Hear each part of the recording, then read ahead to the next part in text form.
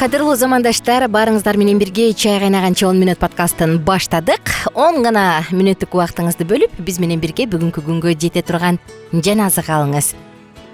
Бүгүн аялдардын ичинен эң баталуу, эң бактылуу деген теманын тегерегинде сөз кылабыз. Кызык, аялдардын ичинен ким бактылуу десең, эне дейбиз го. Бул болсо бактылуунун бактылуусу. Кандай болчу десеңиз, мен сизге ыйык жазууда Инжил китебинде жазылган Мариямдын тагдыры жөнүндө айтып бергим келип турат. Мариямдын тагдыры жөнүндө. Анда сөз башынан болсун. Периште жар салган кабарга аң-таң болгон Мариям, мен Теңирдин кулумун деди. Оюнда ал периштенин айткан сөзүн түшүнүүгө аракет кылып жатты. Мариям Мессиянын энеси болушу керек. Көптөгөн пайгамбарлар алдын ала айтып келишкен убадаланган куткаруучу бул дүйнөгө дал ушул Мариям аркылуу келиши керек эле. Караңызчы, достор, канча деген ошол учурда жер жүзүндө канча деген миллион, миллиарддаган адам болсо керек да, анан ошонун ичинен Мариям тандалып алынып атат. Мариям анын качандыр бир кезде келерин билген. Пиязы ар бир жүйөт эле аял бул Мессиянын энеси болуп калганды үмүттөнсө керек да. Бирок ошол убакыттын келип калганы жана өзү Мессиянын энеси болору анын оюна да келген эмес. Ал жаш. Анча белгилүү эмес эле кыштакта төрөлгөн. Күйөөсү жок туруп кантип бала төрөйт? Болочок күйөөсү менен баш кошууга убадалашып эле койгон болбосо, ага турмушка чыга элек. Анын эркек көрбөсөм бул кандайча болот деп айтканына таң калса болобу? Ал сүйлөй электеле периштага, коркпо Мариям, анткени сен Кудайдан ырайым таптың, деп ыйык рух ал аркылуу кандай керемет көрсөтөрүн айтат. Ал тургай наристе баарынан жогоркунун уулу деп аталат.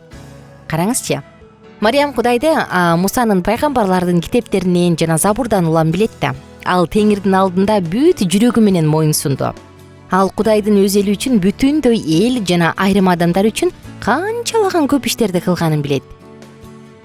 Кызык, бул канчалаган адамдардын ичинен Мариям тандалып алынып атканычы. Жусуп болсо анын болочок жолдошу. Бул дагы тандалган адам. Ага аталык милдетти аткаруу мүмкүнчүлүк берилген.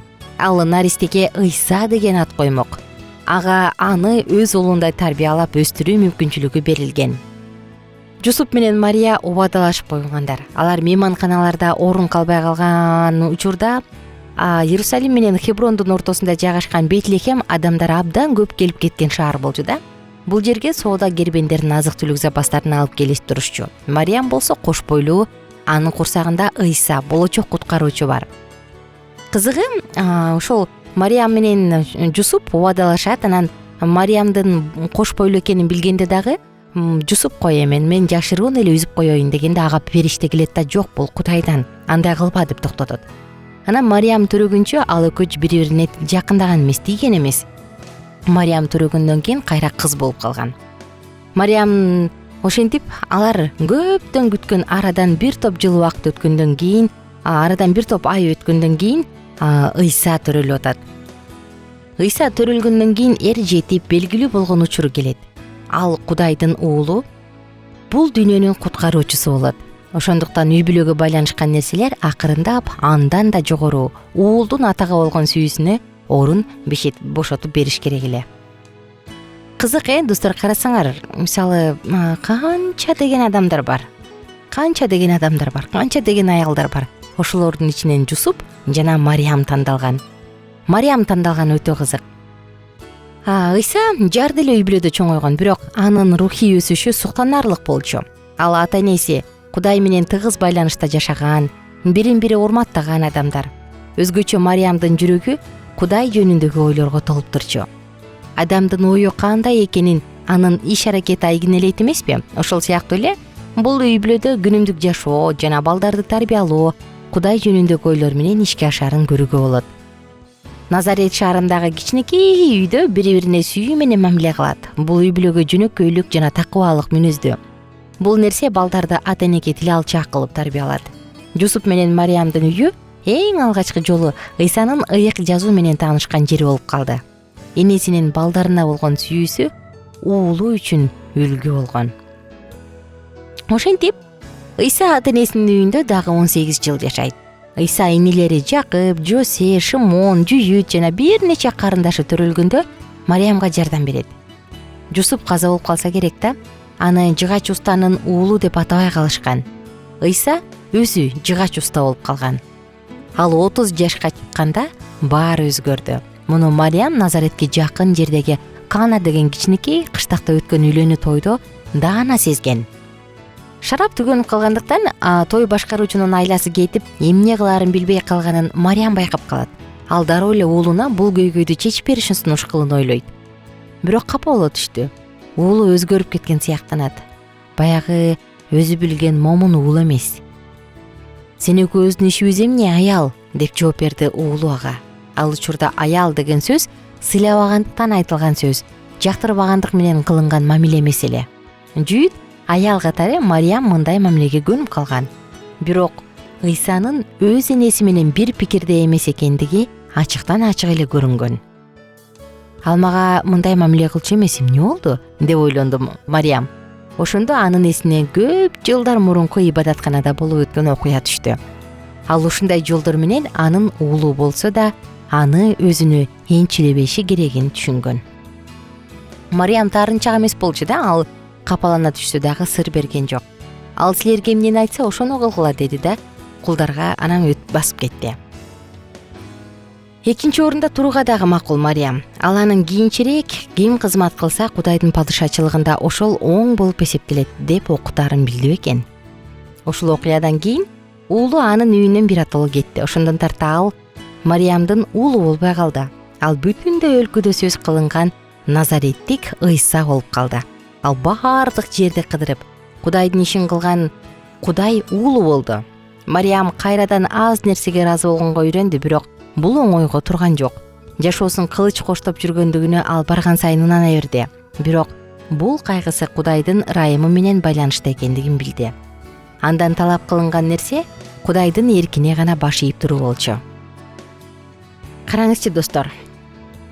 Кызык, убакыт өтө берди. Ыйсанын энеси Мариям деп айталычы.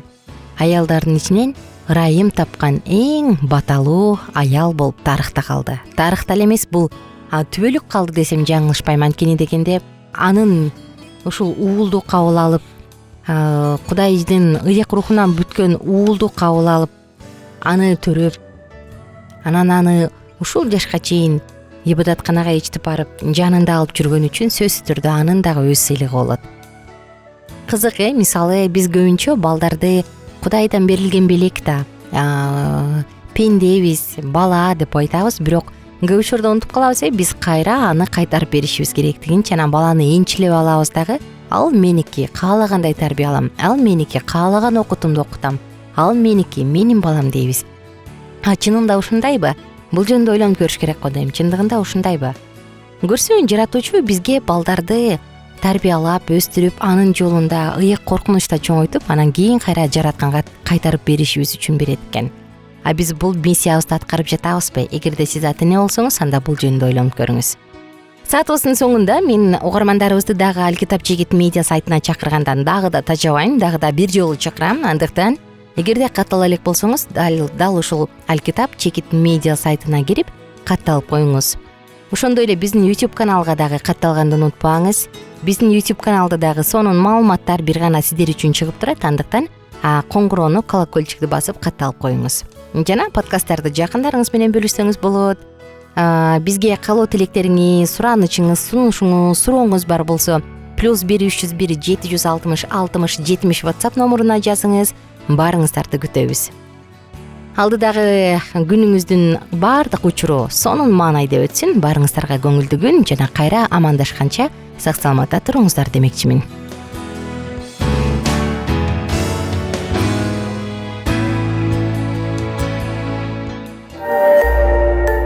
Биздин сабактар менен кененирээк Алкитап Чекит медиа сайтынан таанышыңыз.